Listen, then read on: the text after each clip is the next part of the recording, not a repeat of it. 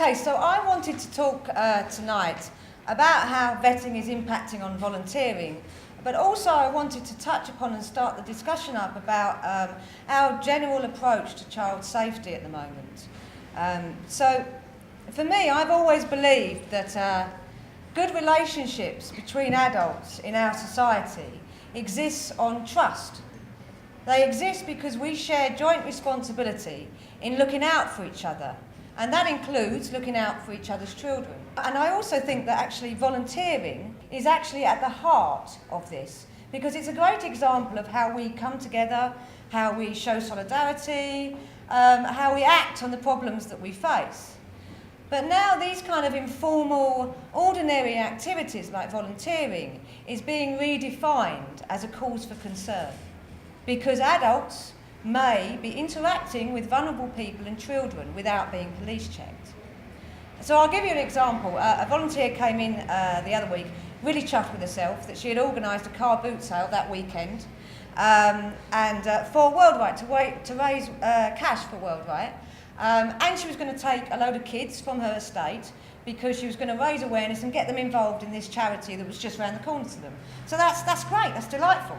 So instead of having a great conversation about that, I had to sit down with her, ask her if she had been CRB checked, ask if her friend had been CRB checked, found out that they hadn't, and then I had to explain to her that WORLDwrite would have to think about whether it was value for money to do a CRB check on her or her friend in order for her to go and do this car boot sale.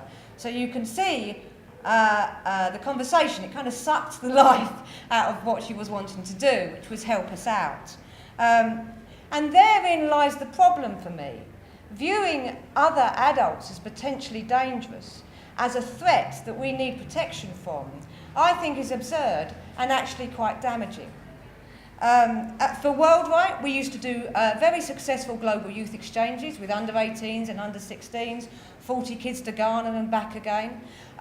Because actually of the vetting coming in, we'd have to vet a lot more volunteers, because if you're not vulnerable, then the definition is that you could be potentially dangerous. So how many volunteers do we vet? That and the kind of arduous paperwork and the cost means that we don't actually provide these great opportunities to under 16s anymore.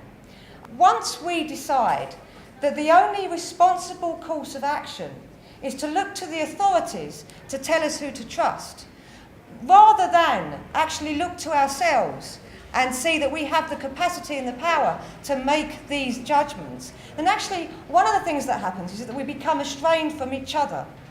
There's an uncertainty about how we should and could relate to each other. There's an awkwardness that I've noticed. When I go out and about in my local neighbourhood, I usually always used to talk to the kids on the street corner. Maybe that's sad and I need to get a life, but I did used to do that. And now I do that less and less, not because I don't want to, but because I'm actually worried what people might think about that, getting to know the kids that aren't anything to do with me.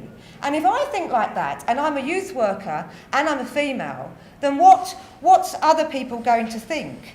And this is even more absurd when you start realising that actually our society hasn't changed. There isn't any evidence to say that children are in any more danger. In fact, I would say the figures are saying that abuse is on the decline, even though, and I think this is important, the definition of abuse, and certainly the definition of what at risk is, has actually expanded. I would say that we have to contextualise this in a kind of wider cultural shift, that fear and distrust and a kind of extreme risk aversion dominates very normal, everyday activities for us. Therefore, the way that we respond to very, very rare and tragic child abuse cases actually corrodes adult and child relationships. Because after all, youth work's aim is to support young people to become independent. Now, if we teach young people to distrust and fear all adults, then there's a whole list of consequences that comes with that. But worst of all, we may be encouraging a whole generation to grow up to think that human relations are inherently risky, that there's something to mistrust straight away. It doesn't teach them to be independent, to take risks, to experiment, to assess situations for themselves, to think about who they're going to trust and not trust, and when they're going to tell us when they need us and when they don't. Thank you.